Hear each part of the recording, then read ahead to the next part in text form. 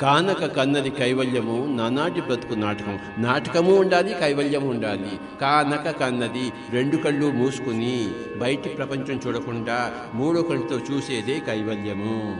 కళ్ళు తెరిస్తే నాటకంలో ఉండాలి, కళ్ళు మూసుకుంటే కైవల్యంలో ఉండాలి.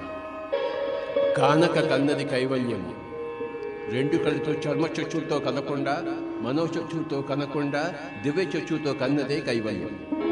ఏ స్థితిని తక్కువగాను ఎక్కువగాను ఎంచవద్దు. ఏ ప్రాణిని తక్కువగాను ఎక్కువగాను ఎంచవద్దు. ఏ స్వరాన్ని తక్కువగాను ఎక్కువగాను ఎంచవద్దు. ఏ లోకాన్ని తక్కువగాను ఎక్కువగాను ఎంచవద్దు. ఏ శరీరాన్ని తక్కువగాని ఎక్కువగాని ఎంచవద్దు. అన్నీ సరిసమానమైన ప్రతిపత్తి, సరిసమానమైన అందచందాలు కలిగి ఉన్నవి. ఇది ఎరుకలో ఉంచుకున్నవాడే కైవల్యంలో ఉన్నవాడు.